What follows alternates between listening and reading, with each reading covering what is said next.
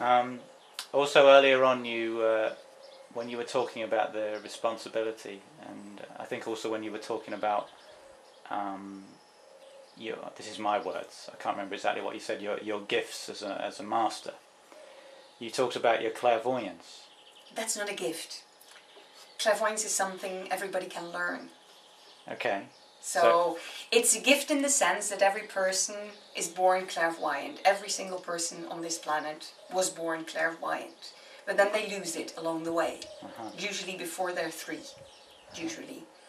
And some people are stronger than others and decide not to lose it, in spite of everything that wants them to lose it, which is mostly the parents, the family around them, the surroundings, the teachers.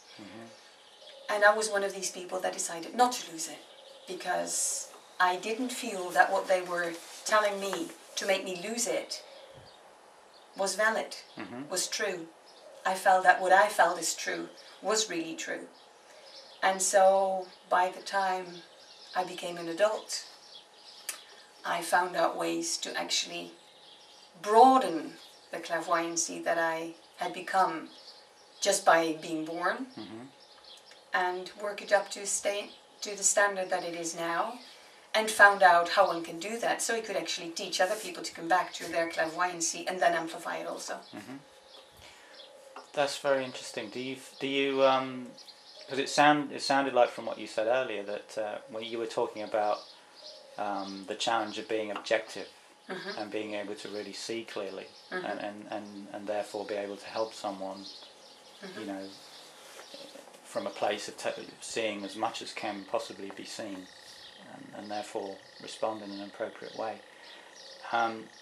So are you saying that you see this ability that we all have, you know, that's there, as a fundamental? In other words, if we want to develop clarity and objectivity and be able to see clearly, which of course is a fundamental part of awakening, do you see rediscovering this part of our nature as being part and parcel of that awakening? Yes and no.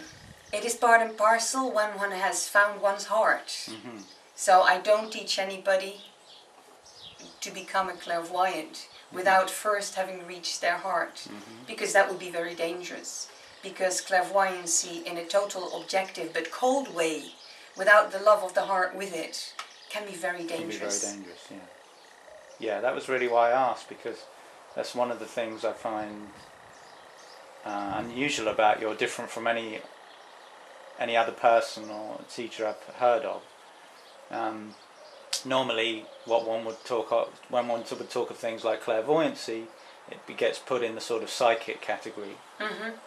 You know, and then most, or at least most of what I've been exposed to, what one could call enlightenment teachings, they're often warning against attraction to these psychic powers or realms, although they often say, well, they will be, often they are activated and they're part and parcel of awakening to the subtle realms. But there's not often have I come across, or haven't actually before come across a teaching which actually brings them together and says, look, this is, if one's actually rooted in with right motivation and in the heart, as you're saying, then these are actually dimensions of who we are that actually have great potential and should be cultivated and embraced. Absolutely. But it should always start with love. Yes.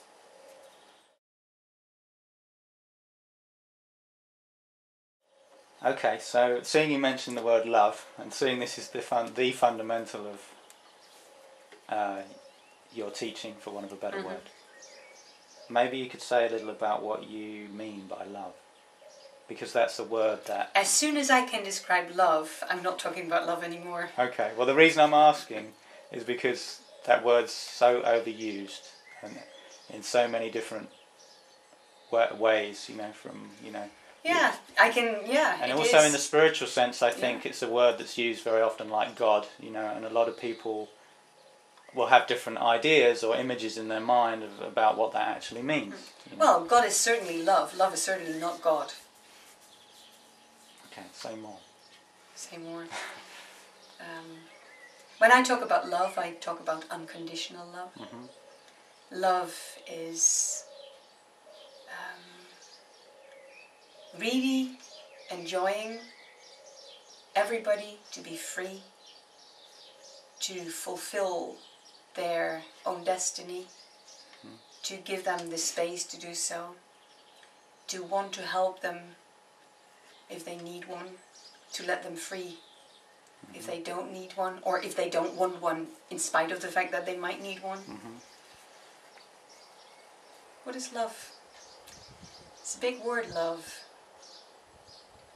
Maybe if I ask another question, it might help focus it a little.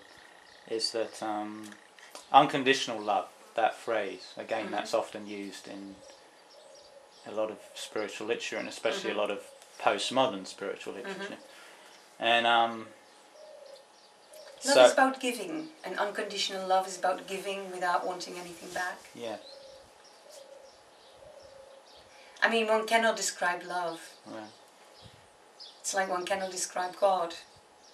If I could describe why I love somebody, I'm actually being mental. Right. And love is nothing about being mental. Love is about being in the heart. Right. And what is in the heart is so deep that it's beyond the body. Right. It's beyond the material world. It's beyond the mental world for that reason, because the mental world depends on the material world. As soon as we've really evolved so much that we don't need matter anymore, we won't need the mind anymore.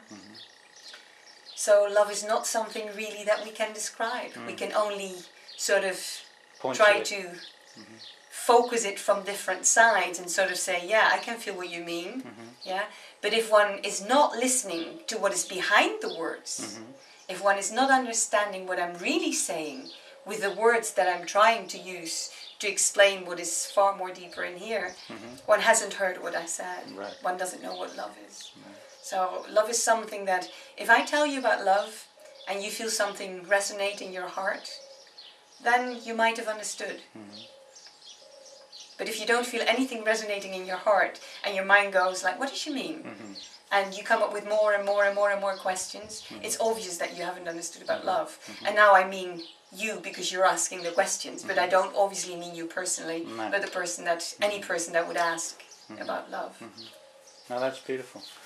I mean, I appreciate it's not anything that can be described, just like God. No, no. But as you said, there's something can be transmitted often when of that mystery when one endeavours to describe it. Yeah. And so love has everything to do with compassion. Yes.